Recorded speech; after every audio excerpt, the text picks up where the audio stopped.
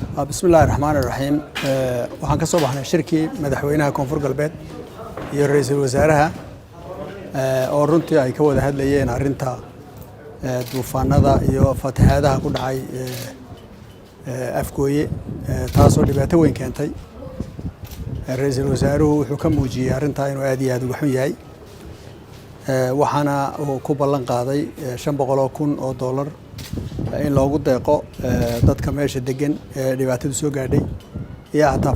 fatahaadaha sidii wax looga qaban lahaa ayuu ku baaqay waxaan isku dayaynaa arrintaas inay degdeg suuro gasho degdeg loo sameeyo waxaa kaloo ilaahan ka baryaynaa daadadkaas inay khafiifaan meesha waxaa ku jirto kale daadadka mar walba imanaya in loo doono si dhibaatada looga hortago aanay dib u soo noqon iyadana arrimaheeda waa lagu jiraa mashaariic kale ayaa imanaysa oo fatahaadaha webiga sidaa uu soo fatahayo lagaga hortago oo agagaarkiisa la xidho oo la hagaajiyo baa lagu talagelayaa laakiin maanta waxa aan aad iyo aad uga xunnahay dhibaatooyinka dadka soo gaadhay ee deegaanada soo gaadhay dhismayaasha soo gaadhay dhismayaal badan baa burburay baa la yidhi marka ra'iisul wasaaruhu $500 buu ku ballan qaaday sidaan idhi insha Allah ilaa berrito waan dhammayn doonaa waanan hirgelin doonaa إلى بريتو ويجاري دون تامش لوجو بانا السلام عليكم ورحمة الله. بسم الله الرحمن الرحيم. الحمد لله رب العالمين. runtii maanta waxaan inta u soo istaagnay inaan ka hadalno arinta fatahaada webiga Shabeelle degmada Afgooye iyo eriyada ku dhowna uu saameyn badan ku yeeshay runtii meeshaas waxaa ka dhacday dhibaato xoog badan iyo barakac saameeyay ilaa iyo 6,800 oo qoys ay ka baxaan guryahooda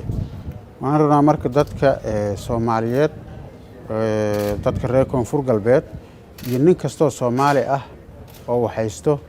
inuu walaalihiisa u gurmado dadka reer Afgooye loo gurmado dawladda federaalka waxaan uga mahad celinaynaa gurmadkii ay noo sameeyeen ay u sameeyeen shacabkooda iyo dadka reer Afgooye lacagtii 500,000 ahayd oo ay ku deeqeen dawladda federaalka ra'iisul wasaaraha iyo wasaaradda maaliyadda iyo dawladda oo dhan waa uga mahad celinaynaa waxaan kaloo rabnaa haddii Ilaahay yiraaho hay'adaha caalamiga ah iyo dawlad goboleedyada iyo shacabka Soomaaliyeed oo dhan inay u gurmadaan dadkaas dhibaataysan oo biyaha ku dhex jiro oo jiif la'aanta ah cunno la'aanta ah meelay istaagaan la markii taas laga gudbana in loo helo xal waaro si uusan u soo noqonin fatahaada ayaan codsanaynaa annaga haddaan nahay dawlad goboleedka koonfur galbeed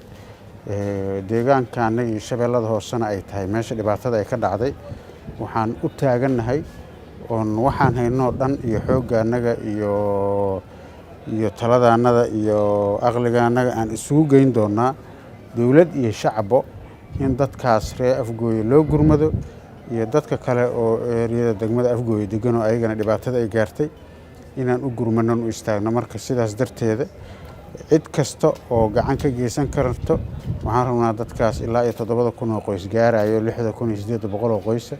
oo laga yaabo inay meelo kale sii saameysay sii gaarto xogta aan hadda helayno ugu dambeysay waxaa la ii sheegay inay biyo kale ay ku soo dhow yihiin walaweyn ayadana ay walaweyna saameyn ay ku yeelan doonaan marka guddiga fatahaadaha aan u saarnay koonfur galbeed wasiirada iyo maamulada gobolada ay ku jiraan ayagana waa ku mahadsan yihiin dadaalka iyo shaqada ay wadaan shaqada in la sii laba jibaaro dadkaasna loo gurmado nin allaale iyo ninkii dal iyo dibad joogo oo dadkaas walaalihiisa Soomaaliyeedna u soo gurmado wax allaale wixii lala qaban karo lala qabto aad iyo aad u mahadsantiin mar labaad iyo mar saddexaad waxaan rabaa inaan u mahad celiyo deeqdii ay bixiyeen dawladda federaalka lacagtii 500,000 ahayd waa ku mahadsan yihiin waxaan kaloo ka rajaynaynaa wixii kaloo soo noqdana inay gurmadkaas ay nagala qayb qaataan oo qayb ka noqdaan cid kastoo Soomaali ahna waa u furan tahay walaalahooda inay caawiyaan walaalihiina caawiya dhibaatada Ilaahay naga saaro cimiladii iyo waqtigii baa isbedelay xilli fatahaad ma ahayn xilli webi uu biyo keena ma ahayn laakiin cimiladii Soomaaliya oo dhan baa isbedeshay waxyaalo badan ayaa soo ziyaaday marka waxaan rabnaa in inta gacmaha la isqabsado si walaaltinimo ah la isu kaashado ninka daruuftay dhibka qabana la garab istaago daruuftaas lagala bixiyo oo la isu naxariisto si Ilaahay noogu naxariisto aad iyo aad u mahadsantiin salaamu calaykum waraxmatullaahi wabarakaatuh fadlan haddaan ugu cusub tahay subscribe channelka like tana nagu dhiirigeliya lana sii wadaaga linkiga YouTube-ka asxaabtiina